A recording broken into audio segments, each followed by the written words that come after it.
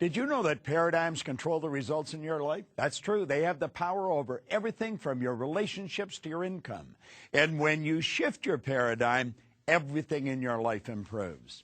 Hello, I'm Bob Proctor, and I want to welcome you to Paradigm Shift, where we're going to show you or teach you how to make dramatic improvements in the quality of your life.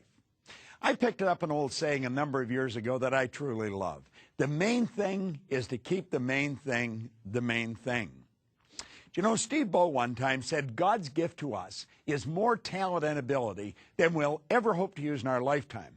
And our gift to God is to develop as much of that talent and ability as we can in this lifetime. To do that, we're going to have to understand who we are. We're going to have to understand what makes us tick, why we do some of the things we do, and why we don't do many of the things that we'd really like to do.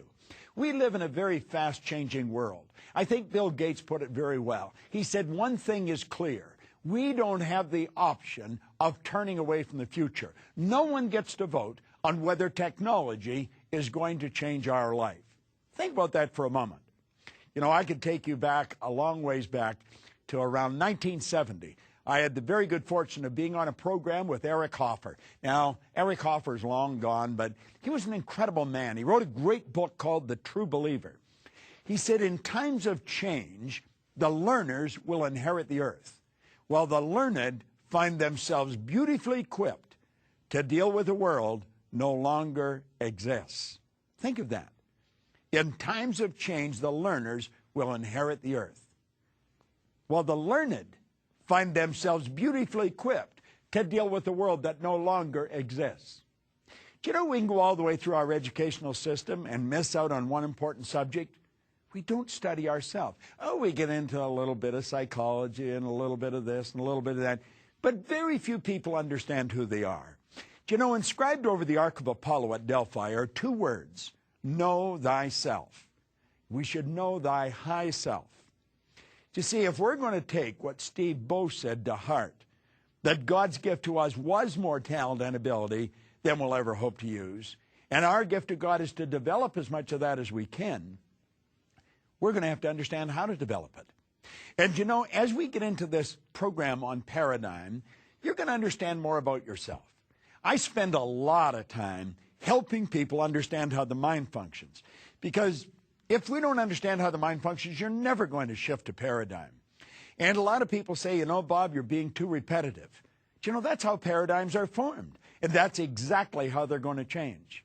Solomon put it very well one time many years ago. He said, in all you're getting, get understanding. Well, we want to understand how our mind functions. And it's through the repetition of the ideas that understanding starts to develop. There's only one way to develop understanding, and that's through study. There isn't any other way of doing it. Now, Joel Barker wrote a book on paradigms. I've quoted him many, many times. In fact, I repeat the same thing over and over again because it's that important. He said to ignore the power of paradigms to influence your judgment is to put yourself at risk when exploring the future. I don't want to put myself at risk when exploring the future. I want to know exactly where I'm going to go and what I'm going to do. And I want to suggest you'd want to do the same thing. You see, we can know exactly where we're going to go. We can take a pen and sit down and decree with absolute certainty of what our life's going to be like. I call that treasure mapping. You know, Solomon said, where there is no vision, the people will perish. Well, he was right. We've got to build a clear vision of what we want to do with our life. And it isn't going to be simple. Now, you and I think in pictures. And very, very few people have an image when it comes to the mind. Let me explain something to you. If I asked you to think of your automobile, you're hearing my voice. Now, my voice is actually a vibration. I activate vocal cords. I set up a vibration. Your hearing sense picks up that vibration. It sends it flying down through a nerve passageway, strikes a group of cells in your brain. Those cells increase in amplitude of vibration. They were the cells that had been impregnated with an image of your automobile. Now, let me show you how fast I can change pictures in your mind. Go to your clothes closet. Now go to your refrigerator. Now go into your garage. Now go to your bedroom. Now go into the washroom. Now go to your front door. Do you see how fast we were flipping pictures? Now go to your mind. Do you see, the problem that we have Yes, we have no cells of recognition for the mind. And so when we think of the mind, most people think of the brain. Now, the brain is not the mind any more than your fingernail is. You see, mind is movement. Body is the manifestation of that movement. Well, your brain is part of your body. Now, the mind uses the brain. It activates brain cells. You see, the brain cannot think, but you think with the brain. Now, to explain that a little clearer, I often mention that we've got Albert Einstein's brain in a jar somewhere in New Jersey, I'm told, but it's not doing anybody any good because Albert's not with it. You see, you use your brain. Just the same as you use your hand, you use your feet, well, you use your brain. You activate brain cells. Now, we've got an abundance of brain cells that we want to educate. We want to impregnate with pictures and build a picture of the mind. So, as I get involved in this next series of ideas, I want you to go over this and over this and over this. I explain this many times every day. And I've been explaining it every day now for over 38 years. You say, well, don't you ever get tired of it? No, I don't. Because you see, the more often I go through it, the more I understand it myself. You know, Hubbard put it very well. He said, when you read a good book through the second time, you don't see something in it you didn't see before. You see something in yourself that wasn't there before. There's a Dr. Thurman Fleet from San Antonio, Texas. In 1934, he was very involved in the healing arts.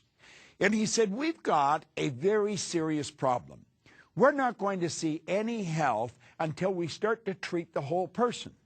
Now, all we're treating is symptoms. We treat the body.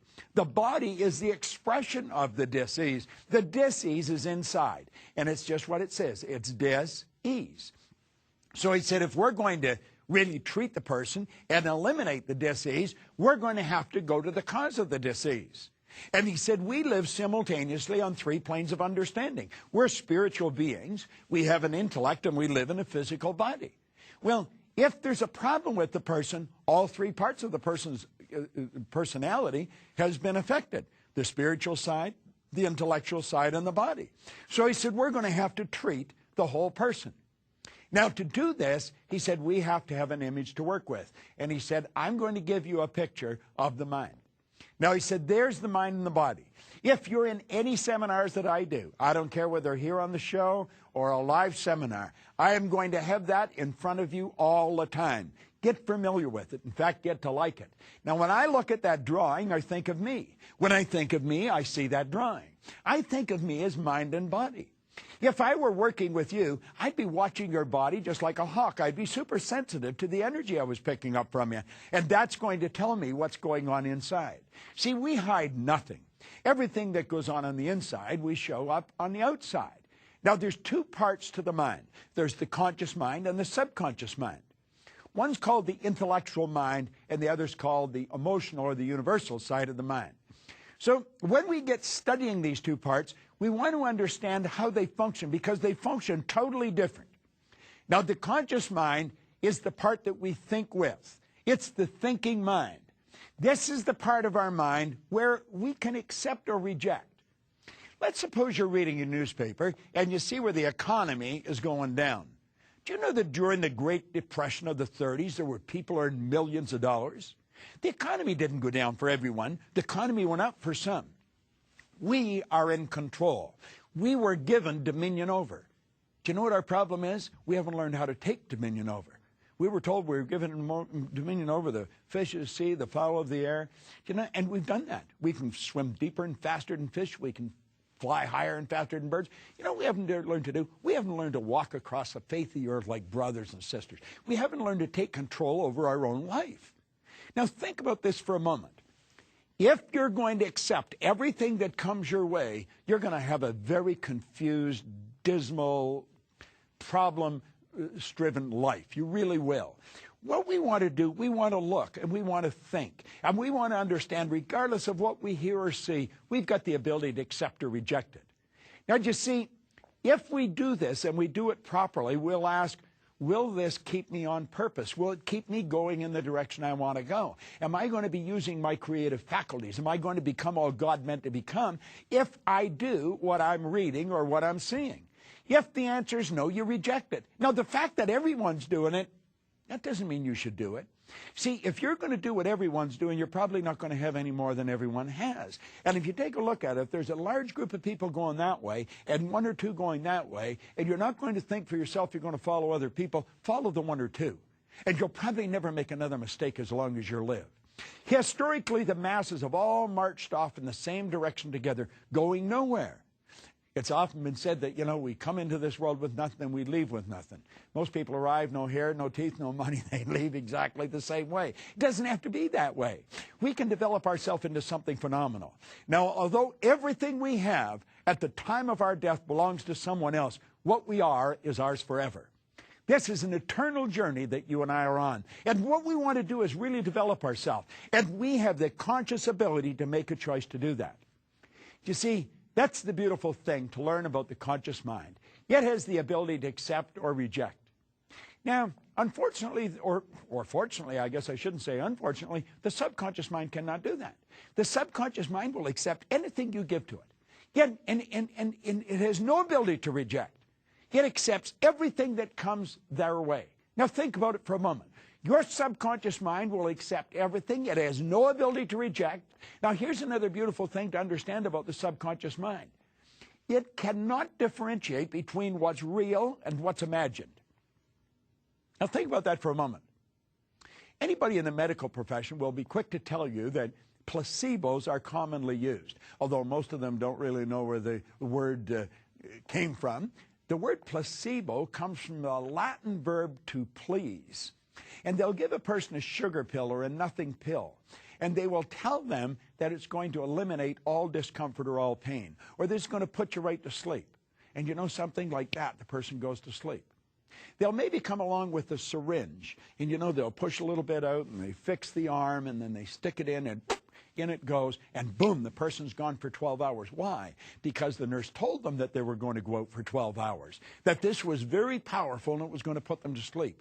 Do you know what was in it? Nothing but distilled water. How does that happen? Well, it's the idea. The person doesn't accept or reject. The person's conscious mind is set aside. They're not thinking at all. Their subconscious mind is wide open, and the medical professional puts an idea in the subconscious mind. That idea must be expressed with and through the body. You'll say, well, that's absurd. That couldn't happen. It's happening all the time. Do you know most people are in a deep hypnotic trance? No, hypnosis is nothing but suggestion. That's all it is. It's an idea that's given to the subconscious mind, and of course, whatever is impressed must be expressed. Your subconscious mind has no ability to reject. It'll accept anything you give to it. Now, I have talked about this an awful lot, and yet most people don't seem to get it. I want you to go back to the time, mentally, take yourself back to the time when you were born. When you arrived on the scene, do you know that you had no conscious faculties? Your subconscious mind was wide open. It was wide open to impression. And you know something? People kept saying the same things. They kept doing the same things. They kept eating the same food. And you know where all that information was going? It was going right into your subconscious mind. Now, through the repetition of an idea being planted in the subconscious mind, it becomes fixed. A fixed idea is more commonly referred to as a habit pattern. Stop and think of what time you get up. You generally get up at the same time every day. You know why? It's a habit. It's a habit. If you sleep in, you generally sleep in every day. It's a habit. I want you to stop and mentally go through the routine that you go through when you get out of bed. It's a habit. There's no thought given to it. You automatically move into action. You know, when a lady's putting on her makeup or a man is shaving, there's no thought given to that. It's done automatically. I want you to stop and think of yourself driving your car.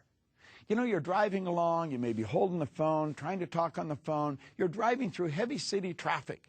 You're carrying on the conversation maybe with the person beside you. You're listening to the radio all the time. You're driving a car through heavy city traffic. You may be driving with your knee pressed against the steering wheel. Go back to when you first started to drive a car.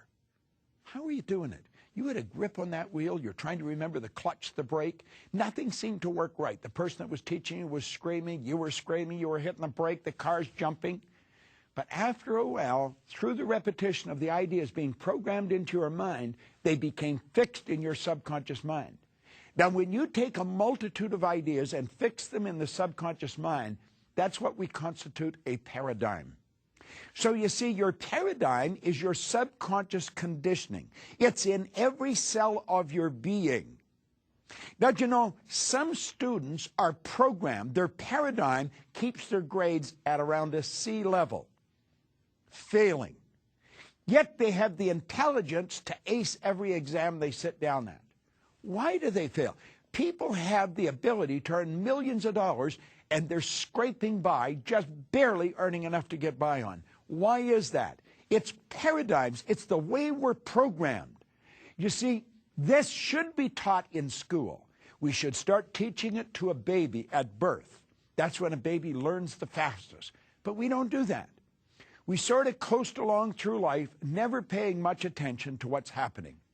Now, do you know, your thinking is controlled by your paradigm. It really is controlled by your paradigm. The paradigm influences your thinking. It isn't necessarily controlled, but it certainly influences it. Stop and think of everything you're doing and understand this. There's a better way of doing it. I remember years ago, I went to work for the Prudential Insurance Company of America. I was working with them in their Mid-America region in Chicago. This was the #1 region on the whole company. They were the #1 insurance company in the entire world. They had 20,000 district agents, and in the 100-year history of their company, they had never had one person write $5 million a year. Now, when I started to work with them, I stood up in front of about 450 other people, and I said, you know, anyone in the room can go out this year and write $5 million in business. Now, the second I mentioned that like that, I lost the audience. Their body stayed in the room, but mentally they took off. They weren't about to listen to me. And at the break, one fella come up to me. His name was Don Slovan. And Don said to me, he said, Proctor, have you ever sold insurance? And I said, no, I never have. He said, I didn't think so. And I said, why are you saying that?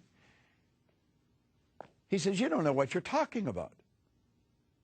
I said, oh, I do know what I'm talking about. I just said I've never sold insurance. He said, do you know that we have 20,000 agents in this company? I said, yeah, I've heard that. He said, do you know that the company is 100 years old next year? And I said, yeah, I've heard that too. He said, do you know that we have never had one agent write $5 million? I said, then you could be the first. And he looked at me and I said, if you go back in there and open your mind and listen to what I'm saying. Now, I said, there's a big difference between listening and hearing.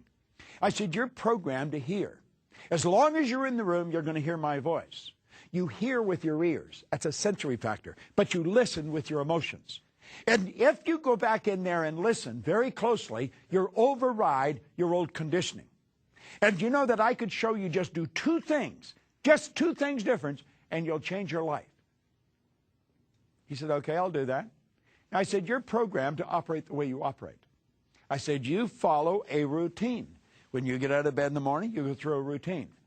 And I'm not going to ask you to change the routine. I'm only going to ask you to change two things, just two. Now, I said, I want you to be in front of someone by 9 a.m. Be in front of a real live prospect by 9 a.m. I'm not talking about being on the phone. I'm talking skin to skin. Be right in front of the person at 9 a.m. And I want you to put your hand out and shake hands with that person at 9 a.m. Then I want you to ask that person to buy $100,000 worth of insurance. You don't have to sell them. You don't even have to sell them. Just ask them to buy. That's it. He said, that's all I have to do. I said, yeah. He said, well, that would be a breeze. And I said, no, it wouldn't. Because I said, you're not programmed to do that. Now, think about it for a few minutes. I don't know where you are at 9 o'clock, Don, but it's highly unlikely that you're in front of a real live prospect. And I want you to go back and think of the average size insurance policy that you sell. Now, this was a number of years ago, and $100,000 was a respectable amount of business. He said, listen, I'm going to do that. If I can write the $5 million, I'll write it. Now, that was around August. He said, you said we could do it this year. The year's over half gone. I said, then it isn't going to take you as long to do it. Do you know the second week in December, he had $5,200,000 worth of business on the books, and he closed the year with a little better than $6 million. And there was a whole string of people following him. Do you know that the Prudential sales went up by hundreds of millions of dollars in that area? There was around 3,000 salespeople, and I got them all working on the idea of being in front of somebody at 9 a.m. Now, it sort of became the thing to do. What did they do prior to that? They used to go to their office at 9 a.m. They weren't selling any insurance, sir, but they went there. They were shuffling lead cards. I don't know what they were doing. They thought they were working. Do you know something? If you're on commission and you're not in front of a prospect, you're unemployed. It's that simple. And think of this. The paradigm's controlling the behavior. Don Slovin's sales went through the roof. The company's sales went through the roof. Now you'd say, well, why weren't they doing that before? Beats me. Didn't understand the paradigms, I guess. It wasn't part of the training program. They were sending out psychologists to shadow what I was doing, trying to figure out what I was doing. You see, my own income went from $4,000 to over $1 million, and I wasn't satisfied with that. I wanted to know why it did. And I knew there was more to it than me reading a book and listening to a recording. And so I used to buy the books and the recordings, give them to everybody. Nothing happened. And I thought somebody has to know why I changed, and they've either written it in a book or they're talking about it. And if I have to read every book that was ever written, I'll do it. And I started to study. And I never stopped studying. I have worked with some of the most brilliant people in the world. And I have found that you and I are programmed. And if we don't learn how to change the programming, nothing's going to happen. See, the programming controls your thinking.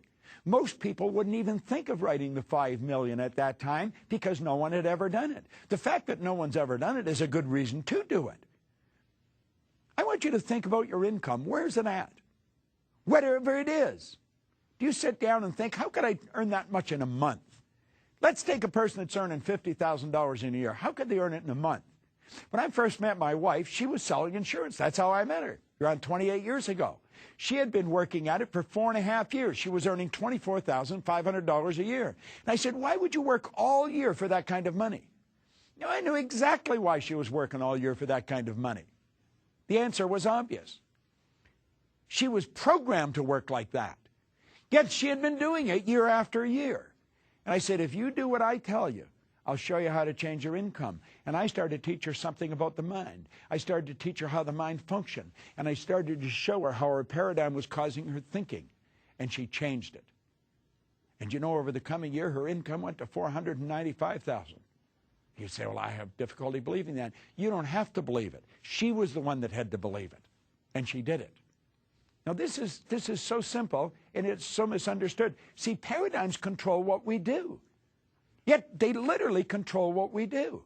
I want you to think of a child in school. The child is struggling trying to get a better grade. They go home and they've got a failing grade. What does the parent do? Parent puts them in a room, makes them ground them, makes them study. Wants them reading and studying their lessons. That's not their problem.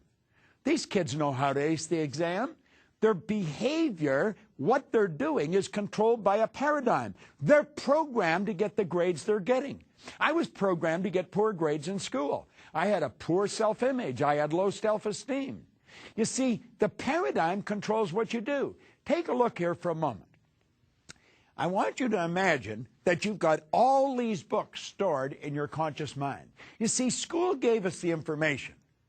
The problem is school never taught us how to alter the paradigms. So we frequently don't do what we already know how to do and that we believe we can do. Just doesn't happen. Now think about it for a moment. I remember in the Navy, my commanding officer used to say, Proctor, why did you do that? And I said, I don't know, sir. He said, what do you mean you don't know? You know better. I know. Well, why did you do it? I don't know. I got in the Navy. Every job I had, they'd say, Proctor, why did you do that? See, I was doing things I didn't want to do. I was getting results I didn't want to get, and I was doing them anyway. And they'd say, why'd you do that? I don't know. What do you mean you don't know? You know better. I know. Why are you doing that? I don't know. But I could take you right back to I was a little kid in school, and the teachers say, why are you doing that? And I'd say, I don't know. They say, what do you mean you don't? You know how to do better. I know. Why don't you do it? I don't know. And they didn't know either. See, they didn't understand that I was programmed to do what I was doing. Yet it was automatic. I wasn't even thinking. I was just moving into action. Do you know you can sit down with a person and they'll promise you, just as sure as it's going to get dark tonight, they're never going to do it again. Whatever it is. You'll see a person say, I'm not eating anything white. I'm not eating anything sweet. I'm going to stay on this diet. 15 minutes later, they're into a big piece of chocolate cake. Why is that? It's because they're not in control. The paradigm's in control of them. Now, the paradigm doesn't have to control you, but in 99 cases out of 100 it does. It's not that we don't know what to do, we do know what to do. Our problem is we're not doing what we know how to do. That's the problem. We've got the information, and that's why we keep getting the same results. You see, the student that gets poor grades in school can get a better grade. If you've got a student that's getting poor grades, their problem isn't studying. That's not their problem. Sit down with them, help them understand who they are. Take this little model of the mind and the consciousness, subconscious, and start teaching it to them. Someone was asking me one time, how do you teach it to kids? And I said, the same as you teach it to adults, only it's easier to do. You see, children are making up their mind. Adults have got to change their mind. Adults don't want to do that. People don't want to take the time to really understand how the mind functions and then change it. The question is, can I change the paradigm? Absolutely. Anyone can change their paradigm. Now, what would you change? If you could change anything, what is it that you'd change? See, that's what Ray Stanford was the man that got me to look at that. I wanted money. That's all I wanted was money. I thought if I had enough money, all my problems would go away. Everybody under the sun was phoning me, where's the money? See, I was earning $4,000 a year, but I owed $6,000. It was an impossible situation.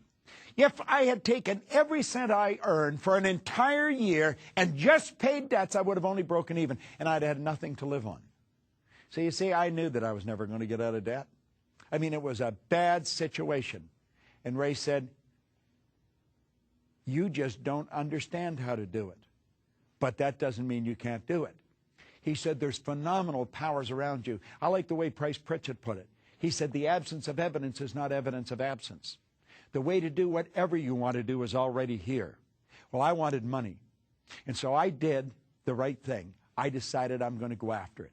And I wrote on a card that I would have in my possession by New Year's Day of 1970. I gave myself a decade to do this.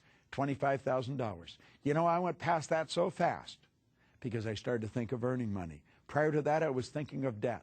I started to take control of my thinking, and that's what I want to suggest you do. Now, we don't have the time to get into this any further today, but in this series, The Paradigm Shift, I'm going to tell you, you're going to learn a lot about you, and you're going to learn a lot about their paradigm. And understand that there's no shortcuts in life. I know you want to do it all today. It doesn't happen that way. There are no shortcuts, but you can take quantum leaps, I've mentioned a couple, through the transference of information and experience. And that's really what the paradigm shift is all about. I love teaching this, and I know that you're going to love the results you get from it. Your life can be totally different. It can be exactly the way you want it to be. This is Bob Proctor, and thank you.